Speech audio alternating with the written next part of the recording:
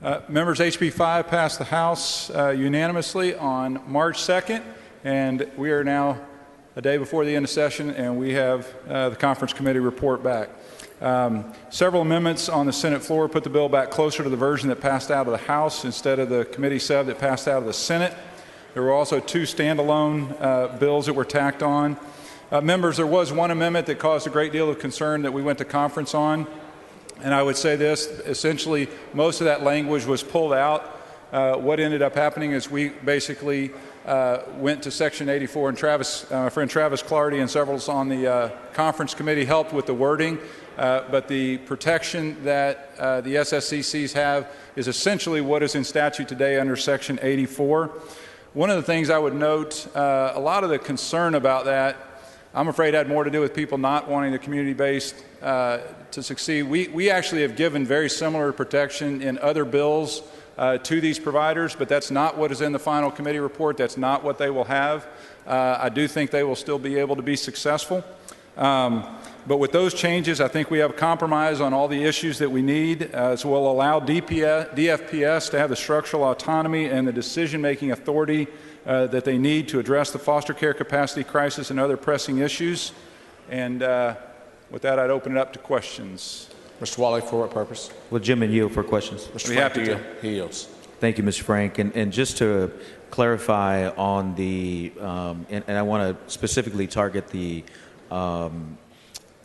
compromise, I guess, on liability and these agencies or these nonprofits limiting their liability. What was specifically the change in that part of well, HB5? the original amendment basically gave qualified immunity, not full immunity, not sovereign immunity, but qualified immunity, much as we give to other people who are in the child welfare arena. But it gave that to our SSCCs that will be handling the foster care system in different community-based foster care regions. It gave that to them.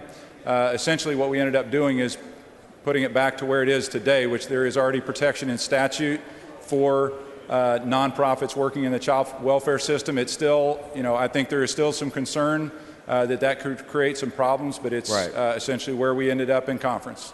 And you're with that, I guess that fallback provision that they would fall under charitable immunity and liability, that you're understanding that that's under the Civil Practice and Remedies Code, Title IV, Liability and Tort, Chapter 84. Is that your understanding? Yes, that is. Okay, that and is. then the particular sections that these agency or these nonprofits would fall under is Section 84.005, which is the employee liability part. Is that your understanding as well? I don't have it in front of me, but that is my understanding. Okay. And then also Section 84.006, which is the organizational liability, and it has particularly some amounts on there. Liability for employees, and the maximum would be, I think, $500,000. I think that's the section you're talking about. Is that correct? That's correct. Section 84, yes. Section 84, the Civil Practice Remedies Code. So that they're going to fall under that. I guess fallback provision now. That's correct. Okay. Yeah. So essentially, that amendment was, for all intents and purposes, was taken off.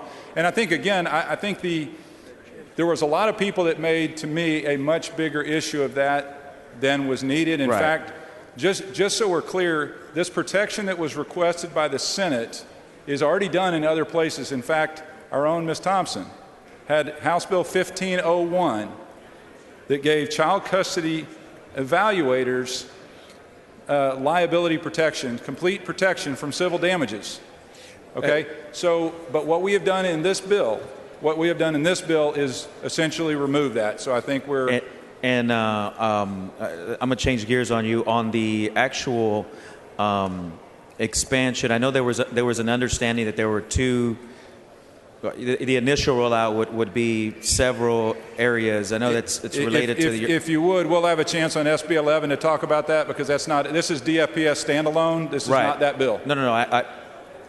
Okay. That's what I'm trying to get to.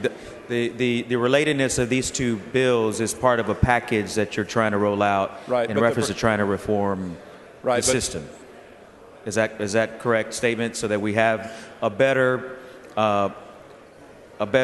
safety net for these children. Is that correct? Yes. So that's what I was trying to get to before you Okay. interrupted me. Sorry. And so this is part of a package that we're trying to make sure that we're putting the structural accountability, but also put the funding with the other components of this crisis that we're trying to Yes. tackle. Is that correct? That's correct. Okay. Thank you. I appreciate you. All right. Thank you. I move passage. Members, adoption. question occurs on adoption of Conference Committee report for House Bill 5. It's a record vote. The clerk will ring the bell.